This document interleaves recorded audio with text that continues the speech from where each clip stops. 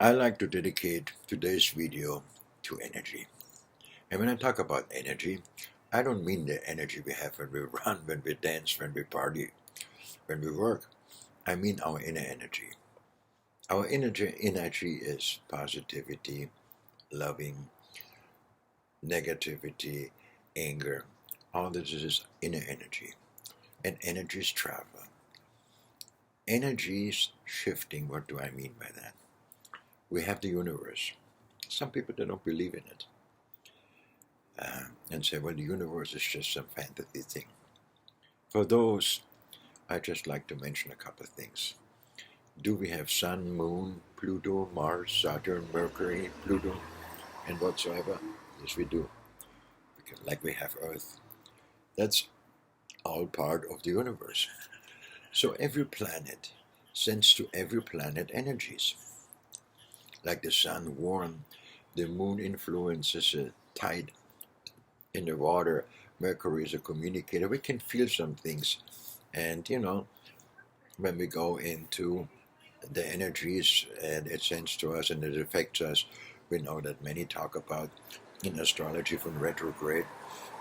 And a lot of people feel a little bit heavier days during that. So it is happen, if you believe it or not. And thus for those who not believe in it, just watch it, listen to it, and start feeling more. Not just say, oh, it's a bad day. See if it's the atmosphere. Because if we know the energy, which is coming to us, we can react to it. And we can counter-react. What I mean by that, I will just get the most common thing when a planet is in retrograde. Everybody, oh, it's in retrograde. It's not all that bad. It's not all that bad. The most effective planet in retrograde is Mercury, but people say affects us on Earth. It means, don't go forward. Things can go wrong, but things can go also right if we know how to channel that energy and put it right to work. It means during retrograde, don't start anything band-breaking new. Work on the things in front of you for this week or two to have retrograde. Work off what's in front of you. Don't start a new negotiation. You can finish a negotiation that started before retrograde. You can finish the contract and sign the contract you started negotiating before, but don't negotiate a new one. That's what they say. And that's what a lot of times happens. I see it with other clients. I had experiences in my life myself. Use that period to take the back seat of striving forward and work on that. What you have to finish, your business plan, your charts, customer emails, everything. Do some catching up, some filing. You will be thankful because that's when retrograde is over and the atmosphere opens up again. You will open up again too because everything is taken care of. But that's just on the side to tell you how we can use even a retrograde in a very positive way. So when we talk about all this atmosphere and shifting, it is really that I think it's 1,000 or 1,200 years, all the planets go in a different alignment and it shifts. And when we look back in history, it's true.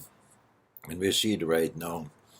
In some people, it brings better things out and they better themselves and they say, hey, I can start new, I can start different, I can reinvent myself, I can create myself new. And there's other ones, they go and do some saber rustling and rattling and need some cannons and rocket shooting to show how powerful they are. How they will succeed, we don't know. Because people are less unpredictable than the planets. We can predict the energy of the planets a lot more than we can predict some people with the patterns and habits they established over the years in their life, and some of them came to power and have a hard time dealing with the power. They want to hold on to the power. They want to let go of the power. But that is a big picture. We have to focus on our little picture. And the little picture is around in our environment and starts with ourselves. So, again, in many videos before I said we cannot control everything, but we can control how we react to it. If we react the right way to it, we're already taking control again. So no worries about that.